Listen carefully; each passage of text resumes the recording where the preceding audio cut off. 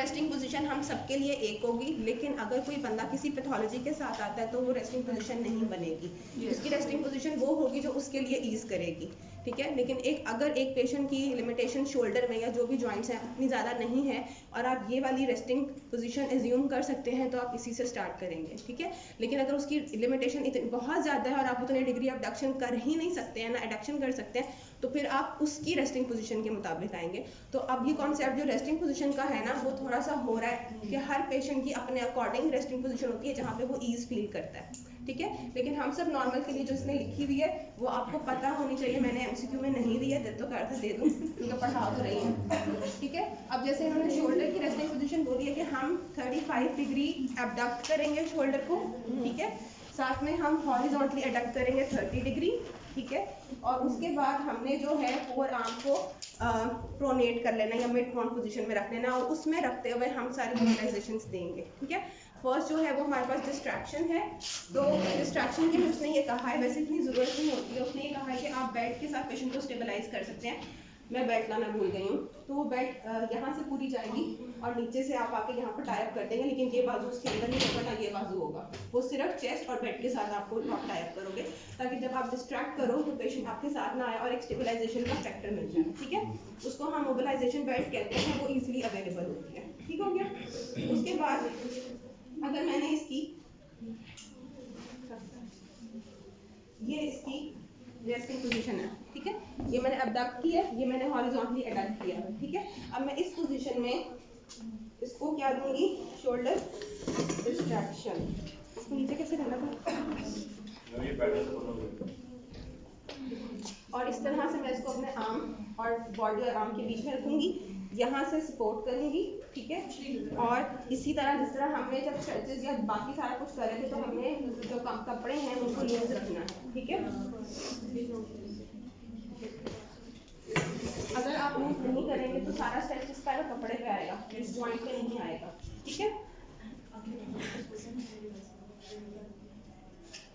ये मैंने पकड़ा, बिल्कुल रिलैक्स कर दो बाजू, लेकिन इसको यहाँ से पकड़ो,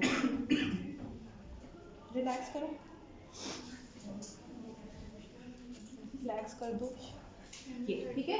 इससे पहले 90 डिग्री अबडक्शन कर ली थी, लेकिन मैंने कम करवा दिया। डिपेंडिंग अपॉन कि अगर आप प्रोग्रेशन कर रहे हैं तो आप फर्दर रेंज बढ़ाते जाएंगे। अब इस रेंज के अंदर ये मैंने ग्रेड 1 डिस्ट्रैक्शन दी है, डिपेंडिंग अपॉन कि आपने कौन सी ग्रेड की देनी है, ठीक है। तो मैंने सिर्फ खींचा है हल्का सा, सिर्फ ये है, ठीक है। और वही बात है कि आपकी अपनी पोजीशन जो है वॉक स्टैंडिंग होगी ताकि आपकी बैक पर जो है वो स्ट्रेस नहीं आए, ठीक है। अब ये इसको जरा रिलैक्स करो, ये मैंने खींचा, दैट इज ग्रेड 1, ठीक है। और इसको मैं होल्ड करूंगी फॉर 30 सेकंड ताकि कोई अफेक्ट आए। अगर मैंने बस खींच के छोड़ दिया वापस तो कोई अफेक्ट नहीं आएगा उसका, ठीक है। और इसी को अगर मैं इंक्रीज करना चाहूँ तो ये मैंने इंक्रीज कर दिया, उसको फर्दर डिस्ट्रैक्ट कर दिया। लेकिन अगर आप फर्दर ग्रिप अच्छी चाह रहे हैं तो आप और भी ज़्यादा आगे से पकड़ सकते हैं, ठीक है। और दूसरा ये है कि अगर मैं इसी रेंज को बढ़ाना चाह रही हूँ डिस्ट्रैक्शन को, तो डेफिनेटली मैं 90 डिग्री पर ले आऊँगी और 90 डिग्री पर लाकर मैं उसी तरह से डिस्ट्रैक्ट करूँगी, ठीक है। सेम वे में आप इसकी मैं आहिस्ता आहिस्ता रेंज अगर बढ़ाती चली जाऊँ और इसी के अंदर मैं आर्म लिवरेज भी बड़ी कर दूँ, ठीक है।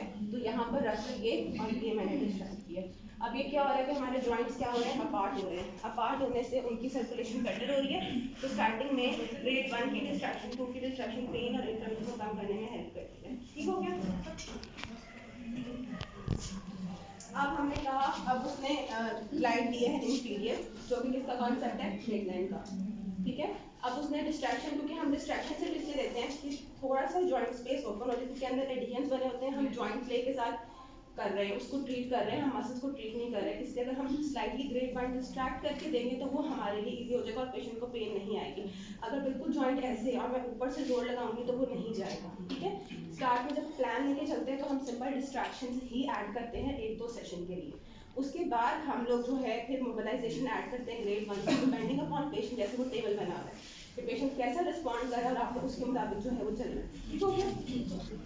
अब अगर हमने शोल्डर एबडक्शन इंक्रीज करनी है तो ग्लाइड क्या आती थी, हेड नीचे जाता था, ऐसे ही है ना, बाजू अगर ऊपर आ रहा है तो हेड नीचे जा रहा है। इसका मतलब ये है कि अगर उसकी एबडक्शन नहीं है तो जब वो बाजू ऊपर उठाता है हेड नीचे नहीं जा रहा, उसकी रिस्ट्रिक्शन आ रही है, वो नीचे नहीं जा रहा, मुझे उसको बढ़ाना है।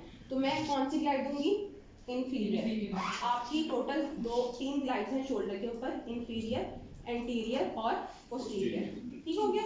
2 हमारी फ्लेक्शन और इंटरनल रोटेशन के लिए हो जाएगी एक, ठीक है, कोई भी सी इंटीरियर आप बताते हो। एक आपकी एक्सटर्नल रोटेशन और एक्सटेंशन के लिए हो जाएगी, और एबडक्शन के लिए कौन सी है, इंफीरियर। ठीक है। अगर आपको ये पता चल गया है कि रोलिंग किस तरफ हो रही है, आपने, क्योंकि यहाँ पर रूल ये है क्योंकि मूविंग बोन जो है वो हमारी कन्वेक्स है, तो हमने उसके ऑपोजिट जाना है। ठीक हो गया। अब इसी तरह से वही बात है, कितने डिग्री एबडक्शन मेरे पास है उस लिहाज से मैंने उसी रेंज पे रखकर मैंने जो है वो स्टार्ट करनी है। ठीक है।